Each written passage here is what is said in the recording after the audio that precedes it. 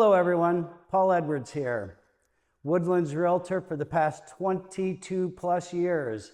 I've recently put together a series of interviews with community leaders and elected officials, and today's conversation is with one of the most knowledgeable and straightforward voices in the Woodlands. Bruce Rieser spent decades as an executive with British Airways, leading large teams and managing complex global operations. He later brought this expertise to public service as a director on the Woodlands Township board.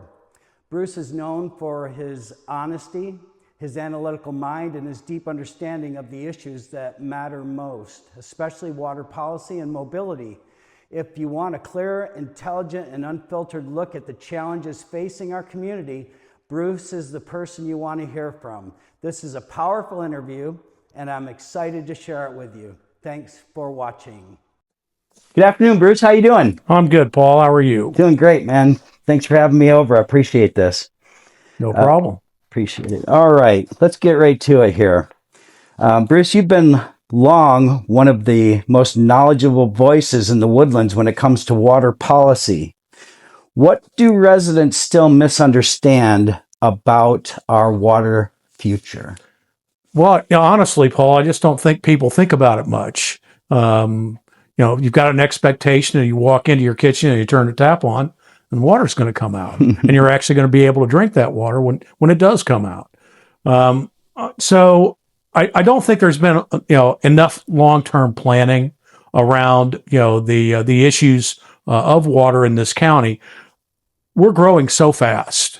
At an incredible rate. How fast are we growing? Well, we're one of the fastest growing counties in the entire country right now.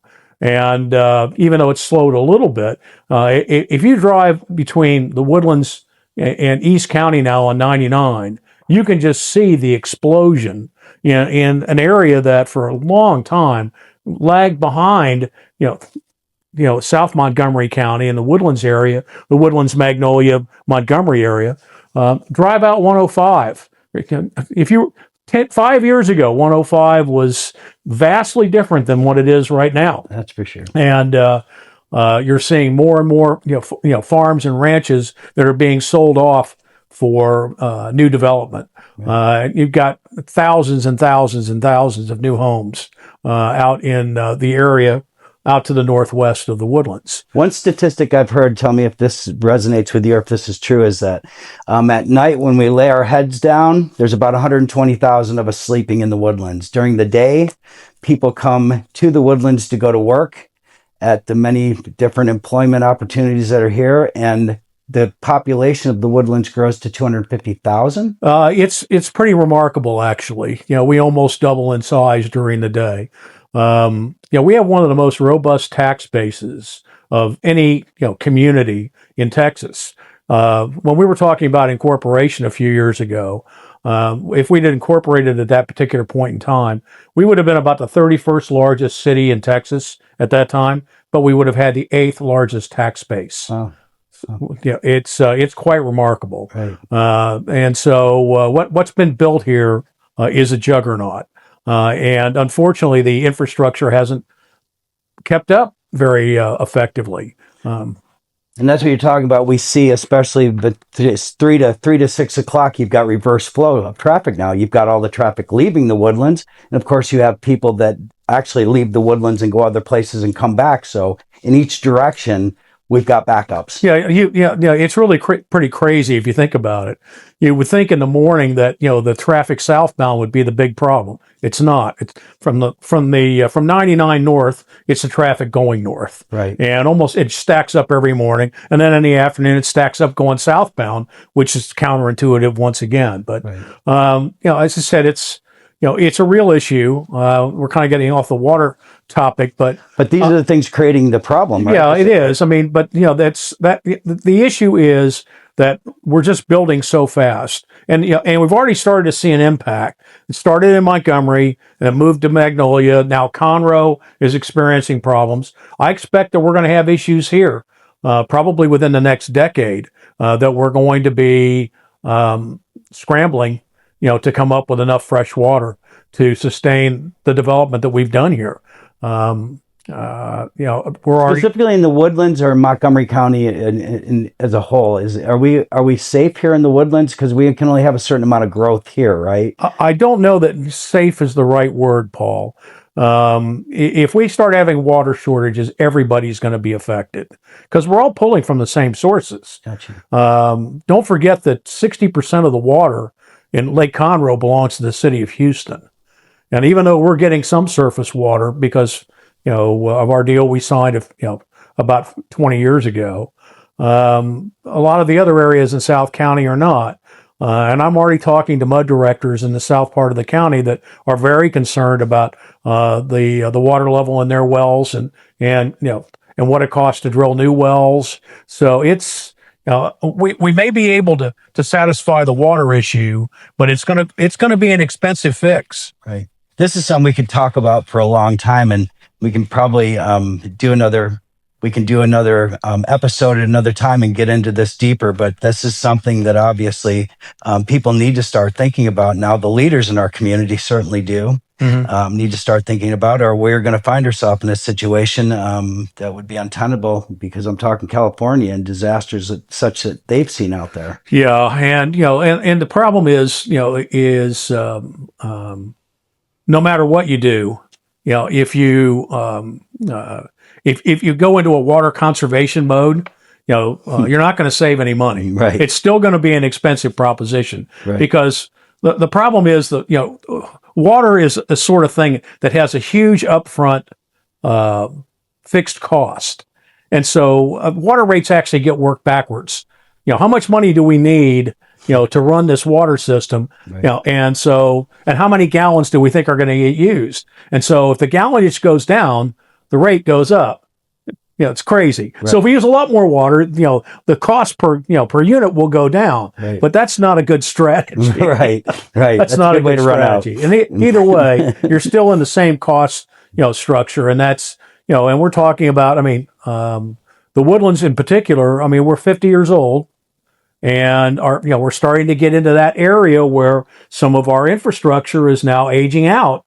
Generally speaking, water infrastructure ages out around between 50 and 75 years. So there's going to have to be a significant investment in this area, and they're already talking about a significant investment in our water treatment plant 1 down in the south, and the beginning the process of replacing the delivery system, the pipes. Wow. And that's not cheap. Big deal. All right, let's do this. How about, here's a question for you, Bruce. I like this one. What advice would you give future leaders about protecting what makes this community special? Well, the leaders really need to start thinking about protecting the investment of the people who've chosen to live in this area. I saw a stat just this last week that over half the people in our zip code, the 77382 zip code, earn north of $200,000 a year. The median home in the Woodlands is now over $500,000. When I came here, 700,000. Yeah, I know. And when I came here in 1989, it was somewhere in the twos. Mm-hmm. And so people have got a significant investment in this community. Both the businesses and the people that live here. And we just need to be smarter about getting out ahead of things. For example, our traffic flows. Everybody's upset about traffic. It just seems like it's a constant traffic jam for 3 hours in the morning and 3 hours in the evening. And I know that you can't build yourself out of traffic issues, but the one thing that we've really done a bad job of is not seeing into the future soon enough. For example, how many overpasses are there in the Woodlands right now, Paul? Within the Woodlands proper? I think there's one. One, that's correct. Grogan's Mill and Woodlands Parkway. We should have several more. But the problem with that is you've got to build those overpasses early enough before the residential development happens, because once the residential development happens, nobody wants an overpass in their neighborhood. Right. You know, they don't want to turn this into, into a, like downtown Houston. And so we needed to get out ahead of that a long time ago, and we didn't do it. And now we may be stuck, Right. in terms of what we can do. But that's one thing. The other thing is that we need to be mindful that even though this is an affluent community, costs are still an issue, and we need to make sure that we're spending people's tax dollars wisely, and with a lot of diligence, and not to spend them on frivolous things.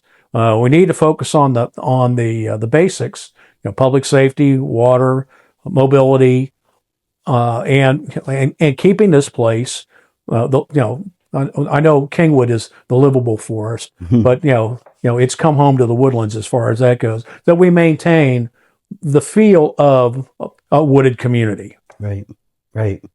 Is one decision the Woodlands got right over the past decade, and one where you believe we missed the mark?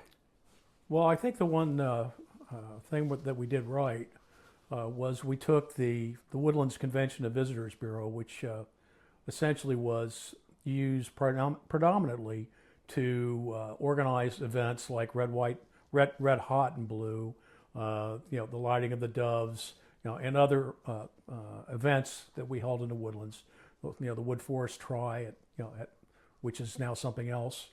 I think but the point is, we turned that organization into Visit the Woodlands, and converted them to a marketing organization that has done a remarkable job at allowing us to market the Woodlands as a destination, not just a place to live. We all knew it was a great place to live, but we started telling people it was a great place to visit too. And as a result, you've seen a real uptick in sales tax revenues and hotel tax revenues that have allowed us to keep our property tax levy as low as we have been able to do.